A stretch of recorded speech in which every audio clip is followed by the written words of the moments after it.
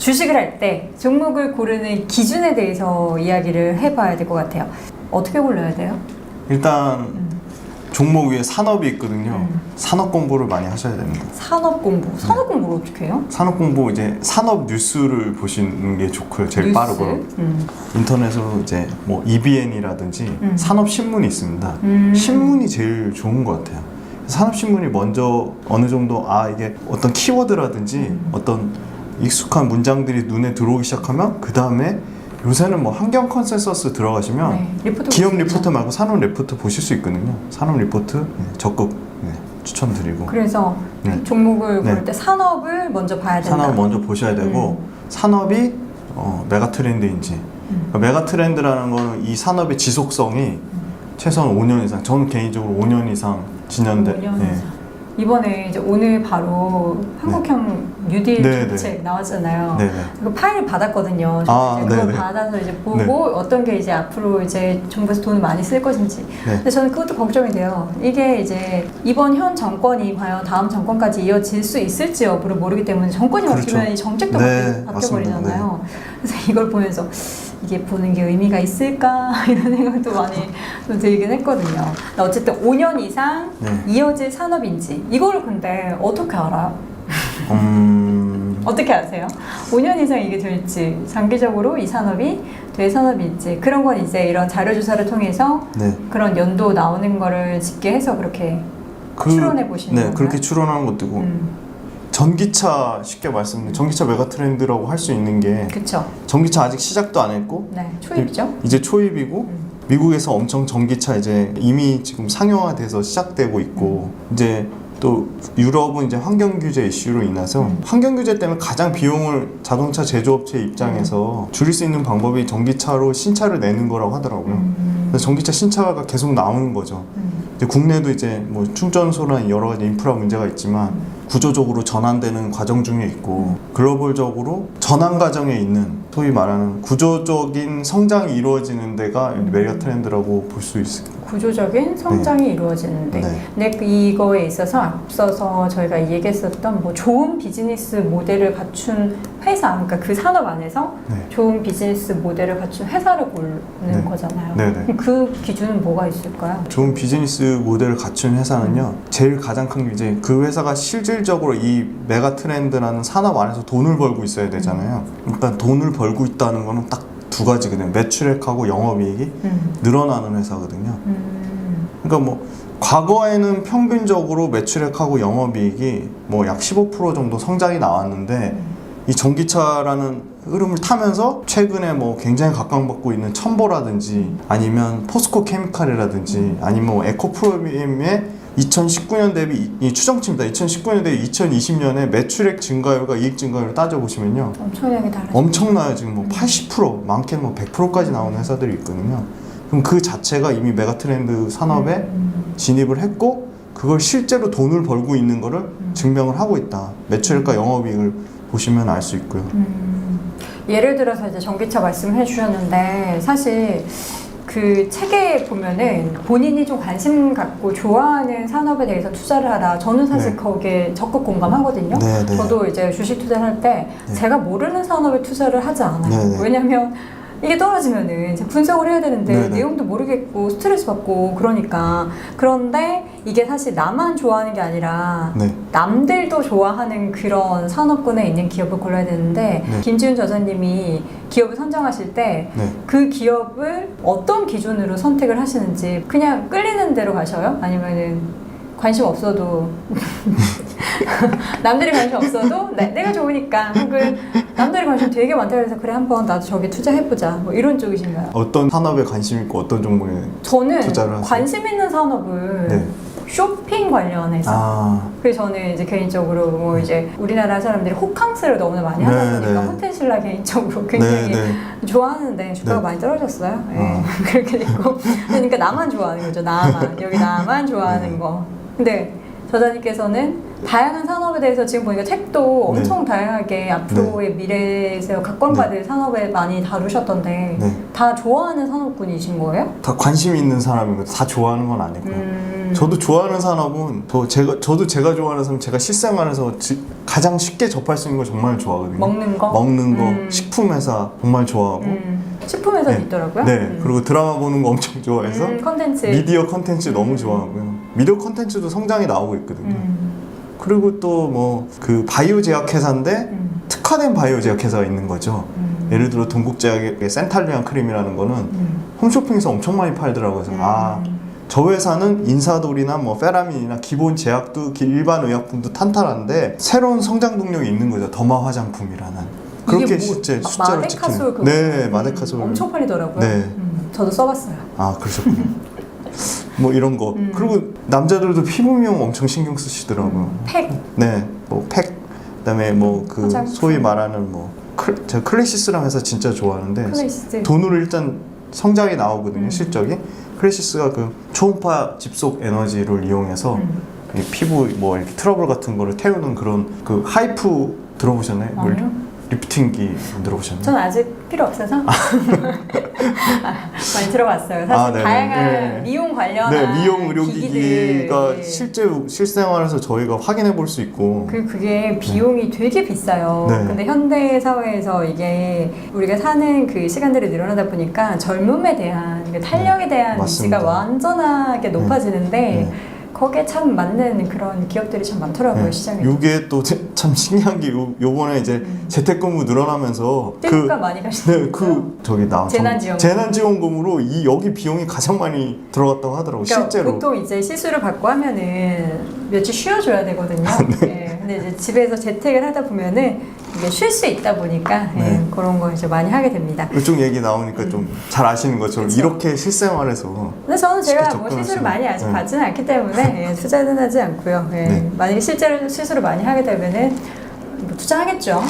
그럼 본격적으로 책에 다뤘던 네네. 그 미래의 각광을 받을 만한 산업을 언급을 하신 거잖아요. 네네. 관련해서 쭉 한번 이야기를 해주세요. 뭐뭐 다루신 거예요? 게임, 콘텐츠, 2차 전지, 무인화 사업, 핀테크, 뭐 스마트폰 관련해서는 폴더블, 반도체 OLED, 5G 통신 장비, 헬스케어, 제약바이오, 건강기능식품, 화장품, 생활소비재. 네, 요걸 다 말씀드릴 수는 없고 간략하게. 네, 간략하게 일단 뭐 건강기능식품 말씀드리면 건강기능식품은 이제 저 40대인 저도 엄청 먹는데 젊은 2030 세대도 건강기능식품 엄청 챙겨 먹죠.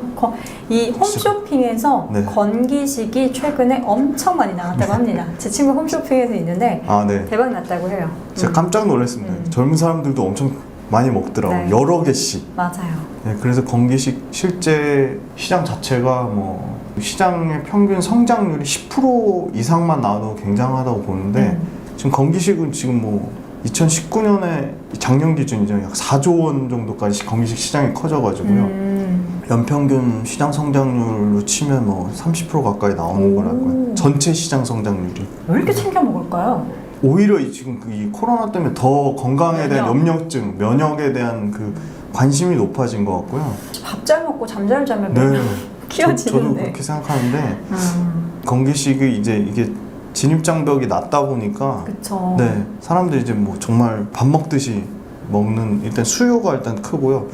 그리고 건기식 중에 소위 말하는 기술력 아니면 명확한 브랜드력이 있는 회사들은 굉장히 추려지거든요. 그래서 최근에 뭐 특징 있게 간 회사들은 아무래도 이제 메가 트렌드가 됐더라고요. 그 노란색 통 종분당 락토핏. 저도 선물 받아서 받으셨군요. 그 광고도 엄청 하잖아요. 핏 그래서 그게 뭐 잘하시는데요. 많이 다른가요? 많이 다른가 봐요. 저도 안 먹어봐서 모르는데 집에 누가 두통 선물해줘가지고 지금 먹고 있거든요. 화장실을 잘 가는 것 같기도 하고 뭐 어쨌든 이제 유산균이 굉장히 중요하다고 네. 하니까 어쨌든 건강기능식품이 앞으로 우리가 네. 건강에 관련해서 굉장히 네. 관심을 많이 갖기 때문에 그리고 아까 우리 화장품도 얘기했었고 네.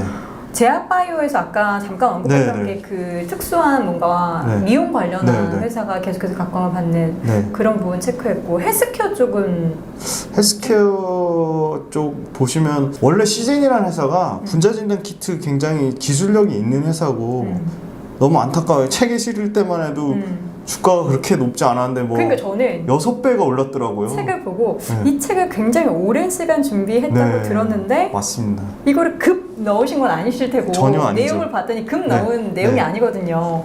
아 여기 조금 더 빨리 나왔다는 책이 참 아쉽네요. 아쉽습니다. 아, 역시 네. 타이밍, 네. 인생은 타이밍. 네네. 시즌 같은 종목들을 네. 다루셨고 거기서 매도 아이디어를 얻으실 수 있는 것 같아요. 그러니까 시젠이라는 회사는 나는 분자진단 시장의 성장성, 체외진단 시장의 큰 틀에서 분자진단 시장이 가장 크게 성장하는 분야고 거기서 기술적으로 가장 R&D 경쟁력이 탄탄한 회사가 시젠이고 분자진단 시장에서 국내에서도 매출이 나오는데 이 회사는 해외로 계속 수출을 하는 거죠. 유럽으로도 수출하고 미국으로도 수출하고 동남아로도 수출하고 그래서 역시 아무래도 국내 회사 중에 R&D적으로 진입작용이 있는데 해외 매출이 나오는 회사는 굉장히 성장성이 높은 거죠. 그래서 시젠을 했는데 이 코로나라는 테마에 엮이는 바람에 테마주로 갑자기 테마주로 돌변해서 그럴 때는 제가 생각한 투자 원칙과 전혀 무관하게 올라간 거기 때문에 오히려 펀더멘탈과 무관한 이슈니까 이게 매도의 아이디어가 됩니다. 이렇게 테마에 아쉽네요. 엮이면 네. 약간 아쉽네요. 너무 아쉬운 상황입니다.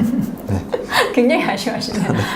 어쩔 수 없죠. 뭐. 통신 장비, 파이어스 통신 장비도 사실 어떻게 보면 2차 전지 아까 얘기했던 것처럼 비슷하게 이것도 초입인 거잖아요. 초입입니다. 네. 더욱더 발전할 거고. 네. 근데 이미 되게 한 자릿씩 주가가 엄청 많이 올랐는 맞습니다. 종목들이 올랐어요. 근데 어떻게 앞으로도 또 기회가 있는 거죠. 실제로 매출이 찍히는 네네. 상황이 발생을 네네. 하니까.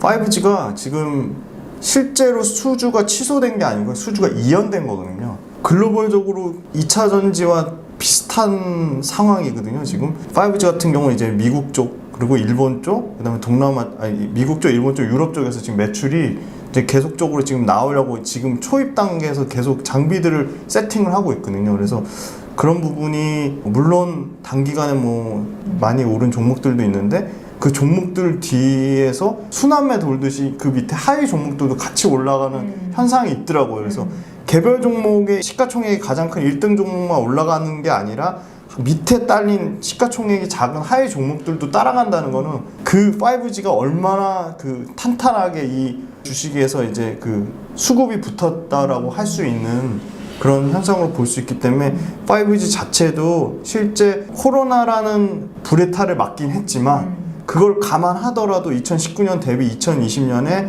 증권사에서 추정하는 실적 추정치를 보면 2019년 대비 2020년에 매출액과 영업이익의 증가율이 나오고 있다. 그리고 2021년에는 정상화되겠죠. 그럼 정상화되면 2020년보다 2021년에 실적의 증가폭이 더 클 거기 때문에 장기적으로는 그 회사가 속한 산업이 성장하고 그 회사에 속한 산업이 실제 숫자로 돈을 벌고 있는 게 찍히니까 오히려 빠지면은 좋은 투자의 기회가 되지 않을까 그렇게 생각하고 있습니다. 알겠습니다. 반도체 쪽 OLED 이쪽은 어느 분야를 다루신 거예요? 네, OLED는 저는 그러니까 반도체도 그렇고 스마트폰도 그렇고 장비는 수주라는 이제 사이클을 타기 때문에 소재 쪽을 굉장히 좋게 보고 있거든요. 소재는 계속 주기적으로 그냥 큰 폭의 실적 성장 없이면 꾸준히 매출이 나오는 거죠. 필요하니까. 네, 꾸준히. 저희 프린터기에 잉크 카트리지 갈듯이 장비는 사실 한 방에 팍 이건데 한 방에 팍이고 한 방에 팍 이런 거 좋아하시는 분들이 있으면 장비주 빡 사야 되는데 그 타이밍을 예측할 수가 없으니까 맞아요. 그래서 소재주를 보는데 OLED가 그 참 재밌더라고요. 삼성하고 LG하고 TV QLED 내가 먼저다 이렇게 명칭만 약간 바꿔서 그런 게 있는데 그런 부분이 이제 아예 또 LCD 산업을 접기도 하고 그런 측면에서 OLED도 5G나 2차 전지처럼 이제 산업의 초기 단계다. 그리고 휴대폰도 지금 이제 요새 나오는 이제 신규 휴대폰들은 OLED 이 패널을 쓰거든요. 그래서 휴대폰과 이제 TV 쪽에서 물론 휴대폰과 TV 시장이 그렇게 성장률 자체는 크진 않지만 구조적으로 변하는 시기니까 OLED 소재를 납품하는 회사들 정말 몇 개 추려지거든요. 그래서 책에 있기 때문에 보시기 바랍니다. 덕산네오룩스나 네. 소재 회사들 굉장히 관심 있게 보시면 좋을 것 같고. 폴더블을 다루신다는 이유가 있는 거예요. 사실 폴더블 폰은 너무 비싸가지고 네. 그게 물론 한 대 팔았을 때 마진율이 높긴 하겠지만 그래서 폴더블을 따로 다루셔서 여기에 있어서 이제 사실 스마트폰뿐만 아니라 많은 것들이 접힐 거란 말이죠. 그렇죠. 그걸 네. 보신 거죠? 네. 폴더블 자체가 지금은 이제 초기이기 때문에 가격에 대한 진입 장벽이 있는데 이것도 결국은 다 경쟁 산업이기 때문에 폴더블 관련돼서 지금 삼성 외에도 지금 여러 중국의 화웨이라든지 또 미국의 관련 만들고 있고. 애플도 만들고 있고 나오는 시기의 차이가 있다 보니 이제 그런 경쟁이 되면 그 가격에 대한 진입장벽이 급격하게 낮아질 거라고 생각을 하고 있거든요. 그리고 폴더블에 들어가는 소위 말하는 뭐 책에 언급하긴 했지만 그 힌지 가운데 이제 그쵸. 중첩되는 그 기술이 굉장히 중요한데 그걸 만드는 회사가 굉장히 드물죠. 드물고 제한돼 있거든요. 그러니까 기술에 대한 진입장벽이 높은 거니까 성장성이 있는 거고. 핀테크 이건 정말 과거 언제부터죠? 핀테크가 한참 얘기 나왔을 때가 제가 기억하기로는 2014년, 15년 이때 막 초창기에 지인분이 굉장히 회사 잘 다니시다가 핀테크 사업을 하겠다고 네. 뛰쳐나가신 분들이 몇몇 분 계셨어요. 근데 핀테크를 따로 이렇게 다루신 데는 어떤 컨셉으로 다루신 거죠?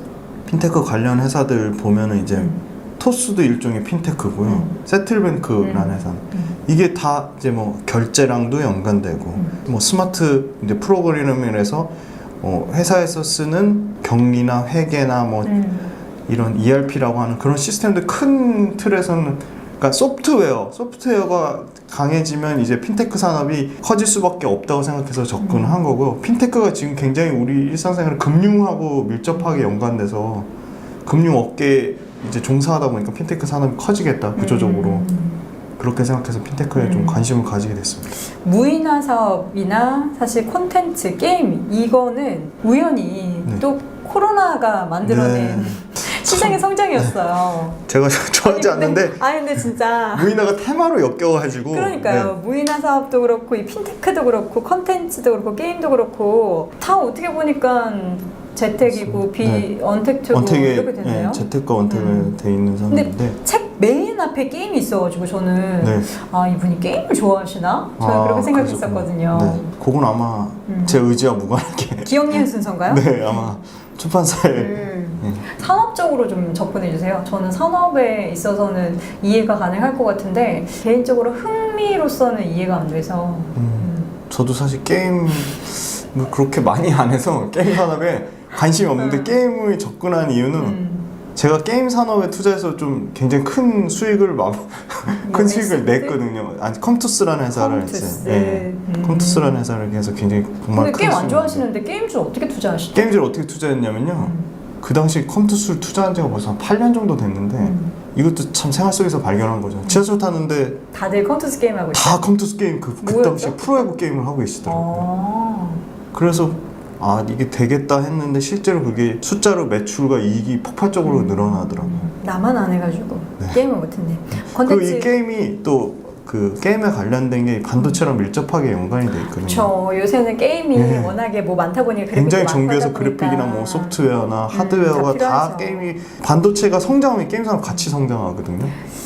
이게 스마트폰의 성능이 향상되는 이유가 게임 때문인 것 같기도 해요. 콘텐츠를 많이 좀 구동하려면 그 레벨이 더 올라가줘야 되니까 어쨌든 이렇게 관련해서 여러분 책에 너무나 자세하게 나와 있으니까 우리 김지훈 저자님의 돈이 된다 주식 투자 많이 사랑해 주시고 일단 뭐 앞서서 이야기했던 거 좀 하나씩 정리해 가면서 그 세 종목을 고른 기준은 명확합니다. 아까 말씀드린 가장 핵심이 2019년 대비 2020년 2020년 대비 2021년에 매출액과 영업이익의 증가폭이 제가 생각한 그 회사가 속한 유사 동종기업의 평균 대비 가장 높은 회사들 가장 증가폭이 높은 가장 실적 성장이 기대되는 물론 추정치죠. 근데 추정치긴 하지만 가장 실적의 증가폭이 가장 기대되는 회사들의 탑3를 꼽아서 시가총액순을 배열한 겁니다.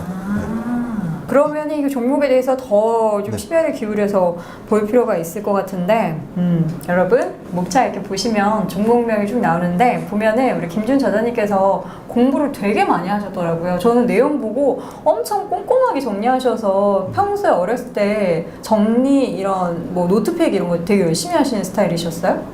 그렇진 않은데요. 주식 공부는 엄청 꼼꼼하시던데요? 주식 공부는 굉장히 꼼꼼하게 해야지 이게 돈과 직결돼 있으니까 그렇게 안 하시면 저도 정말 돈을 많이 잃어봤거든요. 주식을 큰 돈을 공부만이 살 길입니다. 맞아요. 한번 다 잃어봐야 정신 차리고 그렇습니다.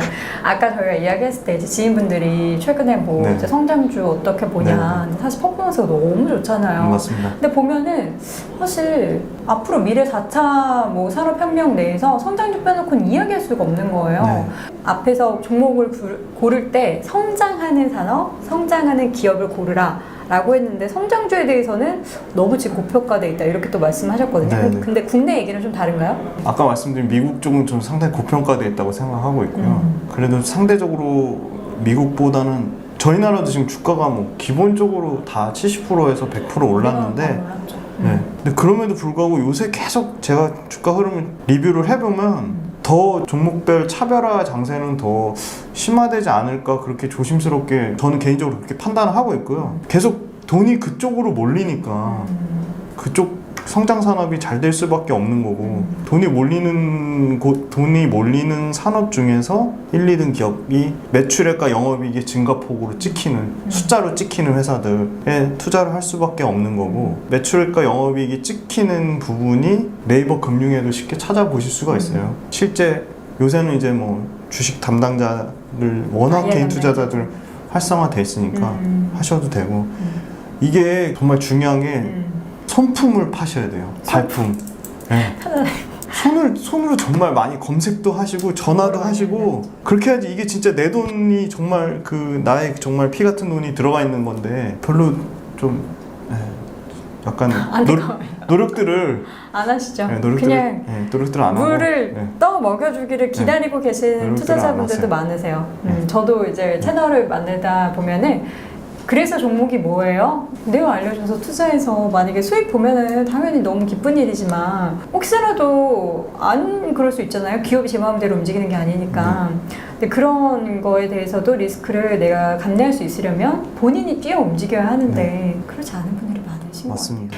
계속 책에서도 강조했고 오늘도 자주 등장했었던 단어인데 좋은 비즈니스 모델 그것도 장기 투자와 엮어서 네네. 장기 투자를 할 수 있는 좋은 비즈니스 모델을 찾으려면 어떻게 해야 되는지 일단 좋은 비즈니스 모델이 뭐예요? 네, 좋은 비즈니스 모델은 계속 말씀드렸지만 실제 숫자로 찍히는 매출액과 영업이 꾸준히 증가하는 회사 매출액과 영업이익은 손품을 팔아서 직접적으로 계속 제가 확인하는 소위 말하는 분기별로 매출과 실적이 너무나도 그 다트라고 전자공시 시스템 보시면 네.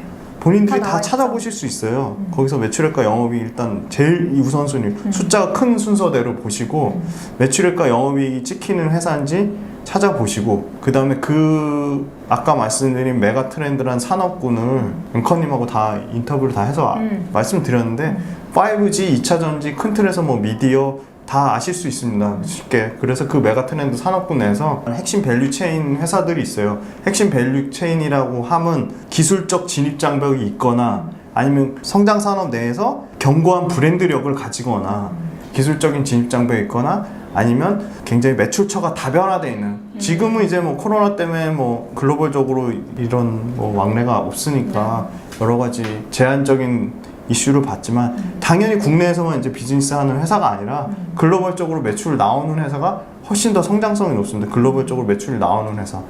그리고 역시 기업이 이익을 내려면 비용 통제를 잘해야 되거든요. 그 비용을 철저하게 코스트를 관리할 수 있는 회사. 비용을 통제한다라는 것은 그러면 그 회사에서 얼마나 많이 차입금을 사용하고 그걸 상환을 잘하고 있나 그 비율을 봐야 된다는 네, 그런 거죠? 부분도 있고요. 그 회사가 가격 경쟁력이 있어서 그러니까 소위 말해서 시장에서 점유율이 높아서 가격 경쟁력이 있으면 가격적인 부분으로 비용을 상쇄할 수 있는 그런 회사들. 근데 개인 투자자, 초보 투자자들은 그런 내용을 내가 어디서 찾지? 어떻게 비교하지? 잘 모르시는 분들이 사실 있으실 것 같아요. 네. 책 보세요. 아, 책 보셔도 되고 네. 블로그에 질문 주셔도 됩니다. 어떤 회사가 가격 경쟁력이 있는 회사인지. 그리고 경영자 진짜 중요한 것 같아요.